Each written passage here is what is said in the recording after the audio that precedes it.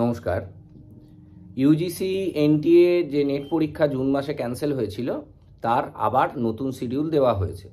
তো সেই অনুযায়ী আমাদের হাতে মোটামুটি 2 মাসের কিছুটা কম সময় রয়েছে।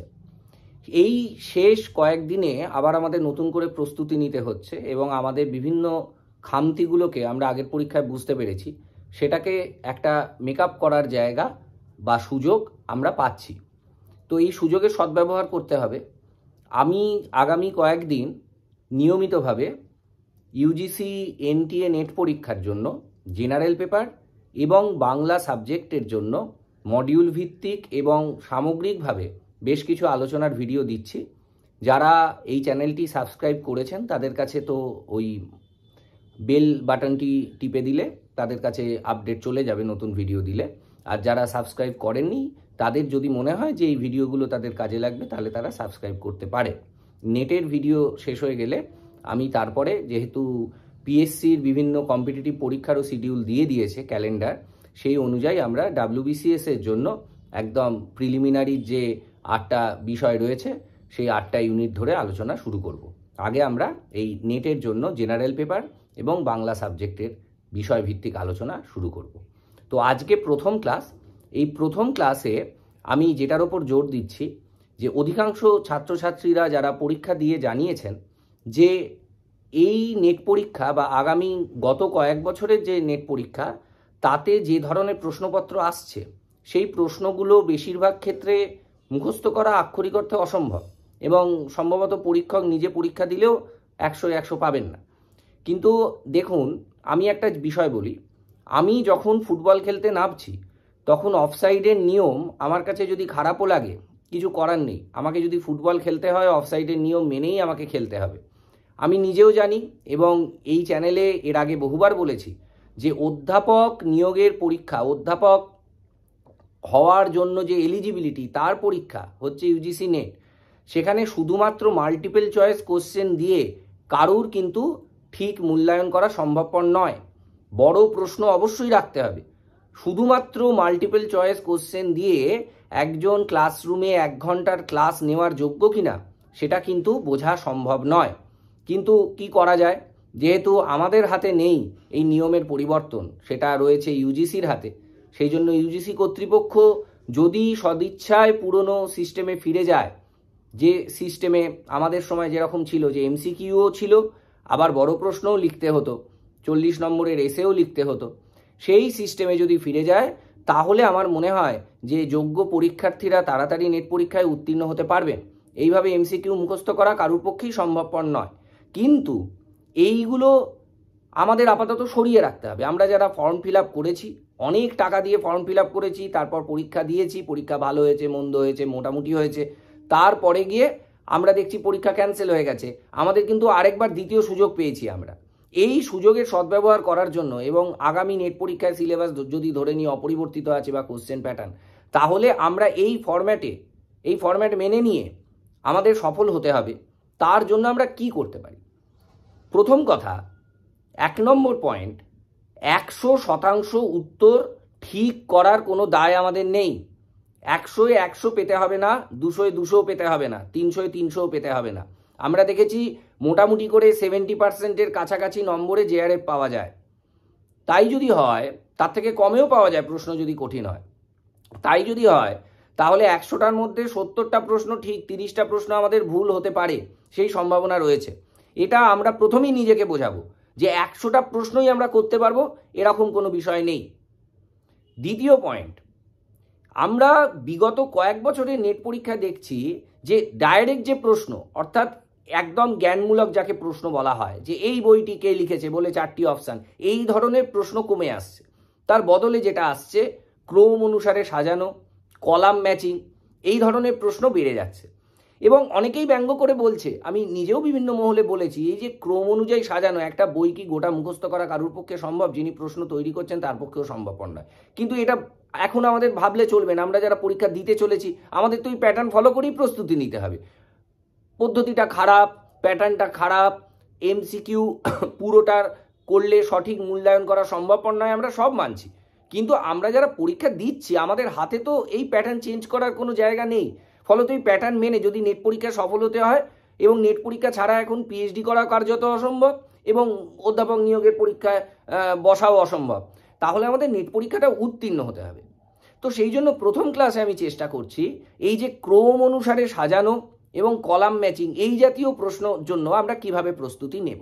আমি আগেই বলছি আমার পদ্ধতিটা হয়তো অধিকাংশ ছাত্রছাত্রীর অধিকাংশ প্রশ্নের ক্ষেত্রে কাজে লাগবে, কিন্তু 100%ই যে এই পদ্ধতি মেনে হবে সেটা আমি প্রথমেই স্বীকার করে নিচ্ছি, এটা হয়তো হবে না। বেশ কিছু প্রশ্ন এমন থাকবে যেটা কার্যত করা অসম্ভব। কিন্তু যদি ধরে নিই যে পরীক্ষক একটা কোথাও গিয়ে পরীক্ষার্থীদের জন্য একটা পাড়ার জায়গা রেখে দেন, তাহলে আমরা কি পদ্ধতিতে এই প্রশ্নগুলো করার জন্য প্রস্তুতি নেব। প্রথমে বলি বিভিন্ন টেক্সটের কথায়। গল্প উপন্যাসের ক্ষেত্রে আমরা দেখছি অনেক সময়, বা নাটকের ক্ষেত্রে সংলাপ দিয়ে দেওয়া হচ্ছে, বা বিভিন্ন অধ্যায় বিভিন্ন ঘটনাকে সাজাতে বলা হচ্ছে, কলাম ম্যাচিংও করতে বলা হচ্ছে।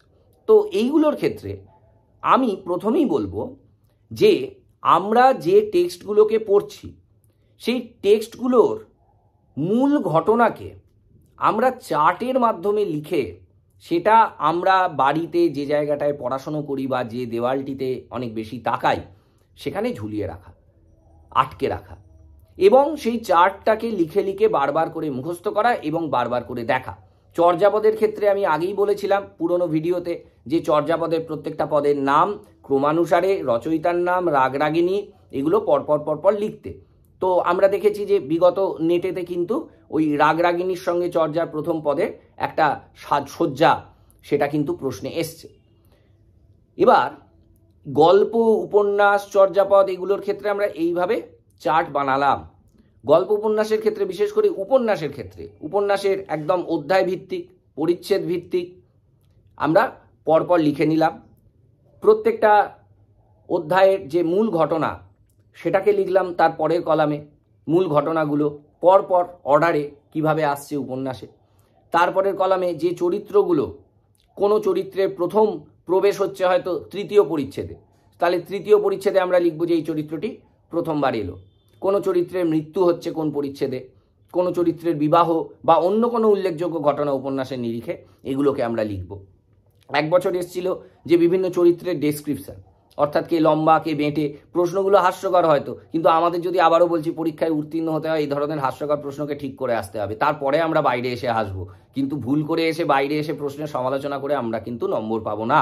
সুতরাং এই খেলার নিয়ম মেনে আমরা কতটা সফল হতে পারি সেটাই আমাদের কিন্তু লক্ষ্য থাকবে। আমি পরীক্ষার্থীদের কিন্তু লক্ষ্য থেকে বিচ্যুত হতে বারণ করব। নেট পরীক্ষার প্রশ্ন খুব বিচ্ছিরি, কেউ পারে না, এই ধরনের কথা বলে বলে নিজেও কোথাও গিয়ে হতোদ্যম হয়ে যাওয়া, তাহলে কিন্তু আমি প্রতিযোগিতা থেকে পিছিয়ে পড়ব, এটা আমরা মনে রাখবো। এ তো গেল গল্প উপন্যাসের কথা। এবার হচ্ছে এমন কিছু টেক্সট আছে যে টেক্সটগুলো গল্প উপন্যাস নয়, মধ্যযুগের টেক্সট অথবা প্রাচীন যুগের টেক্সট, বিশেষ করে মধ্যযুগের অংশ এবং প্রাচীন যুগের বেশ কিছু তাত্ত্বিক টেক্সট। যেমন আমি প্রথমে একটা উদাহরণ দিয়ে বোঝাই, সেটা হচ্ছে অ্যারিস্টটলের পোয়েটিক্স। অনেক সময় দেখা যাচ্ছে এর আগের বারের নেটে এসেছিল যে পোয়েটিক্স থেকে 4টে লাইন দিয়ে কার পরে বলা হয়েছে কোনটা অ্যারিস্টটল বলেছেন, তাহলে কি আমি গোটা বইটা মুখস্থ করব? না। আমরা যেটা করব, আমরা যদি পোয়েটিক্সের সূচিপত্রটা দেখি তাহলে দেখব যে ভূমিকা অংশটাকে বাদ দিলে পোয়েটিক্সে 26টা অধ্যায় রয়েছে। এই 1 থেকে 26টা অধ্যায়ে সূচিপত্রে যেভাবে দেওয়া আছে, আমরা দরকার হলে সূচিপত্রটার 2টো পাতা আছে, সেই 2টো পাতাকে একটু এনলার্জ জেরক্স করে আমরা টাঙিয়ে রাখব।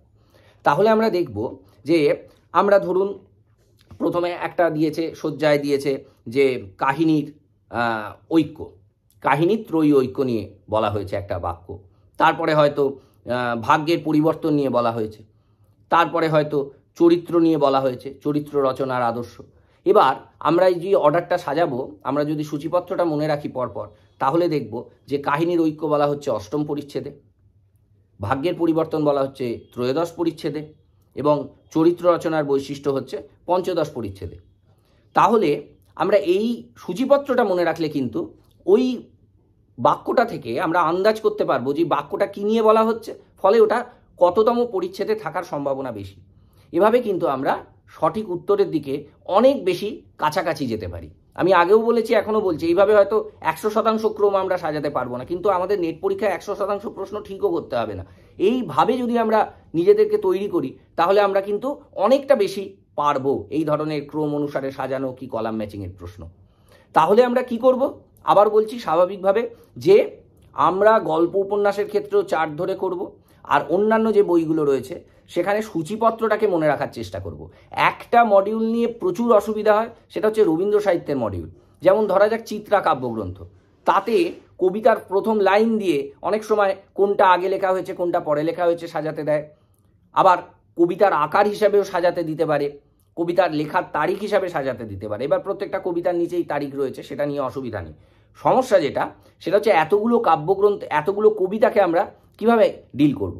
তার জন্য আবারও বলছি, ওই চার্ট, চিত্রা কাব্যগ্রন্থের কবিতাগুলোকে পরপর আমরা লিখলাম, তার প্রথম লাইন, স্তবক সংখ্যা এবং পংক্তি সংখ্যা দুটোই লিখব। এবার পংক্তি সংখ্যা হয়তো আমাদের পুরো মনে থাকবে না, 114টা লাইন আছে নাকি 113টা লাইন আছে আমরা ভুলে যেতে পারি, কিন্তু এই কবিতাটাতে 100-র ওপর লাইন আছে, এই কবিতাটাতে 50-এর কাছাকাছি লাইন আছে, এই কবিতাটাতে 30-এর কাছাকাছি লাইন আছে। এইভাবে যদি আমরা মোটামুটি ভাগ করে নিতে পারি, বারবার যদি চার্টটা দেখি এবং লেখার চেষ্টা করি, তাহলে কিন্তু আমরা সফল হব। ছন্দের ভিত্তিতেও আমাদের কবিতাগুলোকে ভাগ করে নিতে হবে, যে কোন কবিতাগুলো মাত্রা ছন্দে লেখা, কোন কবিতাগুলো দলবৃত্তে লেখা, এগুলো আমাদের ভাগ করে নিতে হবে। যত রকম সম্ভাবনা আছে। এবং এই জায়গায় আমি বলবো যে একটা তৈরি নোট পড়ার থেকে যদি আমরা নিজেরা এটাকে তৈরি করি, তাহলে আমাদের পড়াটাও অনেকটা হয়ে যাবে। লিখতে লিখতে নোটটা তৈরি করতে করতে এই চার্টটা যদি আমরা নিজেরা তৈরি করি, তাহলে কিন্তু আমাদের পড়াটাও অনেকটা হয়ে যাবে। এবং আমরা যদি একটা গ্রুপ স্টাডির মতন এনভায়রনমেন্ট করি, যে 3-4 জন বন্ধু মিলে আমরা পড়ছি, একজনকে দায়িত্ব দেওয়া হলো যে তুই চিত্রা কাব্যগ্রন্থটা কর, আমি চণ্ডীমঙ্গলটা করছি, আরেকজনকে বলা হলো তুই কৃত্তিবাসী রামায়ণটা কর, তাহলে কিন্তু অনেকটা সুবিধা হবে, সময়টাও বাঁচবে। তারপরে সেই চার্টগুলো আদান প্রদান করে নিলাম, আমরা জেরক্স করে নিলাম, অনেক সুবিধা আছে প্রযুক্তিগত এখন। এবার মধ্যযুগের টেক্সটগুলোর ক্ষেত্রেও আমি স্পেসিফিক্যালি বলবো, এবছরে প্রশ্ন এসছে কৃত্তিবাসী রামায়ণের আদি কাণ্ডের ঘটনাগুলো রাম ছবিতে আসার আগে, গল্পে আসার আগে অবধি যা যা ঘটনা, সেগুলোকে পরপর সূচিপত্রে যেভাবে রয়েছে হরেকৃষ্ণ মুখোপাধ্যায় সম্পাদিত বইতে, সেই সূচিপত্রটা পরপর মনে রাখতে হবে আমাদের। ওই মনে রাখার জন্য টাঙিয়ে রাখা এবং বারবার করে লেখা, এবং দশরথ অবধি রাজাদের পরপর নাম, সেই মান্ধাতা থেকে শুরু করে অজ হয়ে দশরথ অবধি আমাদের পরপর লিখে রাখতে হবে। তাহলে কিন্তু আমরা এই অর্ডার সাজানো, ক্রম অনুসারে সাজানোটা, এটা অনেকটা পারবো। মঙ্গল কাব্যগুলো থেকেও আমরা তাই করব। চণ্ডীমঙ্গল, মনসামঙ্গল, যা যা সিলেবাসে রয়েছে সেখানেও আমরা কিন্তু ওই পার্টিকুলার টেক্সটের সূচিপত্রে গেলে আমরা ঘটনাগুলোকে পরপর পাবো। এবং স্পেসিফিক ঘটনাগুলোর ক্ষেত্রে আমরা বেশ কিছু তথ্যভিত্তিক জায়গা মধ্যযুগের ক্ষেত্রে তৈরি করব। মধ্যযুগের একটা বড় সমস্যা হচ্ছে, আমরা মধ্যযুগটা যখন পড়ি, অর্থাৎ MA ক্লাসে যখন পড়ি বা গ্র্যাজুয়েশনে যখন পড়ি, আমরা কিন্তু বিষয়ভিত্তিক আলোচনাতেই যাই, টেক্সট আমরা খুব কম পড়ি। যদি 100 জন, ইভেন যারা মধ্যযুগ বিশেষপত্র হিসেবেও নেন, প্রাগাধুনিক বিশেষপত্রের ছাত্রছাত্রীদের ক্ষেত্রেও যদি 100 জন নেয়, আমি হলপ করে বলতে পারি আমার ব্যক্তিগত অভিজ্ঞতার নিরিখে 70 জন টেক্সট পড়ে না। তারা বিষয়ভিত্তিক আলোচনার বই কেনে এবং সেখান থেকে তারা নোট বানানোর চেষ্টা করে। ফলে তাদের কিন্তু ওই নির্দিষ্ট তথ্যগুলো অজানা থেকে যায়। টেক্সট অন্তত পক্ষে 2 বার পড়তেই হবে। টেক্সট নিজে পড়ার কোনো বিকল্প নেই। এবং তুমি যদি নিজে টেক্সটটা পড়ো, তাহলে একটা জাস্ট ফ্রি রিডিংও দাও, তাও তোমার মাথায় কিন্তু একটা কোথাও থেকে যাবে বিষয়গুলোকে। কিন্তু তুমি যদি শুধুমাত্র আলোচনার বই পড়ো, এবং মধ্যযুগ পড়ার ক্ষেত্রে একটা বড় সমস্যা ছাত্রছাত্রীদের, যে তারা নেট পরীক্ষার জন্য যখন পড়ে, তখন তারা হয়তো মঙ্গল কাব্য, চণ্ডীমঙ্গল থেকে হয়তো 50টা MCQ মুখস্থ করে চলে গেল। তাহলে কিন্তু হবে না। MCQ কিন্তু অসংখ্য হতে পারে পারমুটেশন কম্বিনেশন করে, এবং যখন ডাইরেক্ট প্রশ্ন আসছে না, তখন সেটা আরও কঠিন হয়ে যাচ্ছে। এই কঠিনতর দিকের সমাধান কিন্তু নিজের চোখে টেক্সটটাকে পড়া, কানে না দেখে চোখে দেখা। যদি আমরা এই 3টে জিনিস ফলো করতে পারি, এটা ফার্স্ট ক্লাসের জন্য আমি জেনারেল আলোচনা দিলাম যে পদ্ধতিগতভাবে আমরা কিভাবে এগোবো। তারপরের ক্লাস থেকে আমি মডিউল ভিত্তিক আলোচনা করব। আমি সবাইকে অনুরোধ করব, যারা এই ভিডিওটা শুনছেন, শেষ অবধি শুনছেন, যদি কেউ শেষ অবধি শুনে থাকেন, তাহলে যার যে মডিউলের সমস্যা, আমাকে পার্সোনালি না লিখে এই ভিডিওর কমেন্ট বক্সে লিখতে যে এই মডিউলটা নিয়ে আলোচনা করুন, বা এই টেক্সটটা নিয়ে আলোচনা করুন, বা এই টেক্সটটা পড়তে গিয়ে সমস্যা হচ্ছে, এটা কিভাবে পড়ব।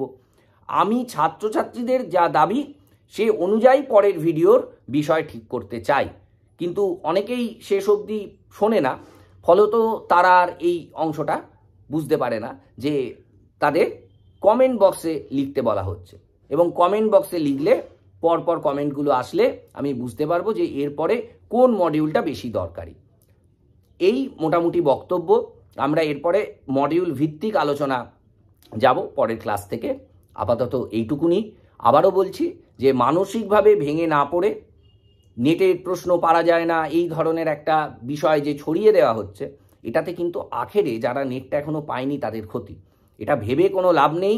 নিজেকে বোঝানো যে অবশ্যই এটা খুব খারাপ মূল্যায়ন পদ্ধতি, কিন্তু এই মূল্যায়ন পদ্ধতি ছাড়া এই মুহূর্তে যেহেতু ছাত্রী হিসাবে আমার আর কোনো বিকল্প নেই, আমি মূল্যায়ন পরিবর্তন করার জায়গাতে নেই, আমাকে এই নিয়মেই নেটটা দিতে হবে। আমি যদি ভালো করে পড়াশুনো করি, নেট দিই, পরবর্তীকালে গিয়ে হয়তো আমি এমন একটা উচ্চ পদে গেলাম যে যেখানে এই নেটের প্যাটার্ন চেঞ্জ করার কমিটিতে আমাকে রাখা হলো, তখন আমি আমার ছাত্র জীবনের যে দুরবস্থা সেটাকে আন্দাজ করে, অনুমান করে, মনে রেখে আমি নেটের প্যাটার্নটাকে পাল্টাবো, ছাত্রছাত্রীদের জন্য সহজতর করব।